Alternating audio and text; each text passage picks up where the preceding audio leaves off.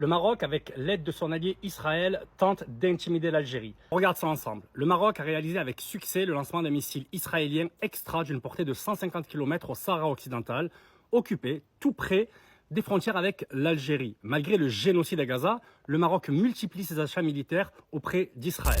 Pourquoi vous faites ça, les gars? Pourquoi est-ce que tu fais ça? Pourquoi est-ce que tu fais cette vidéo? Je vais être obligé de te répondre. J'aime pas trop faire ça. Ta vidéo, déjà, ce que tu dis, c'est bizarre, ça, c'est pas cohérent. Et deuxièmement, ta vidéo, elle est complètement hypocrite. Mais on va y revenir dessus. Tu m'obliges, c'est pas grave, c'est parti. D'abord, ton tweet. Tu nous dis que le Maroc aurait fait des lancements de missiles dans le Sahara occidental marocain à la frontière algérienne. Alors déjà, c'est pas cohérent. D'abord, le Sahara occidental, oui, est marocain, puisque, je vous le rappelle, j'ai sur ma chaîne YouTube une grosse série de vidéos de mon road trip dans le Sahara marocain. On est parti depuis Agadir jusqu'à Guelguelet, jusqu'à la frontière mauritanienne. Allez le voir, c'est passionnant.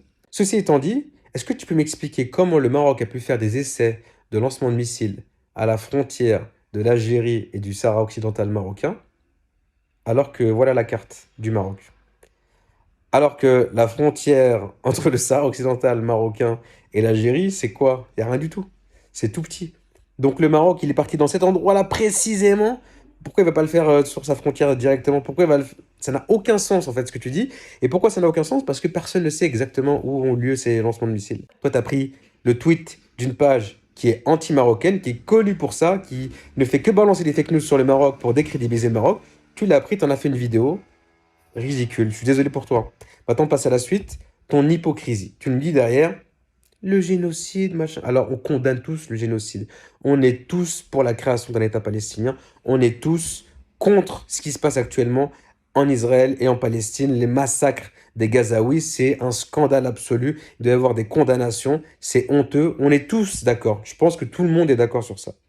Maintenant, toi, tu nous parles de la normalisation et du fait qu'ils ont acheté des missiles. Mais attends, les gars. En fait, moi, je veux comprendre comment est-ce que vous arrivez à vous positionner comme les mecs qui sont tout blancs. Comment a eu lieu la normalisation? Pourquoi le Maroc a normalisé?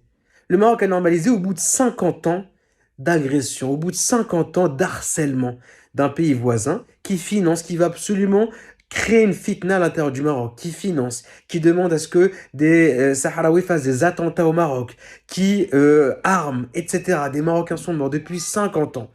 C'est la raison pour laquelle, et tu ne peux pas faire fi de la cause qui a entraîné la normalisation. Si tu es honnête intellectuellement, tu es obligé de prendre en considération la cause qui a entraîné la normalisation du Maroc. De la même manière que quand le Qatar ouvre des bases militaires américaines au Qatar, tu ne peux pas attaquer le Qatar sans prendre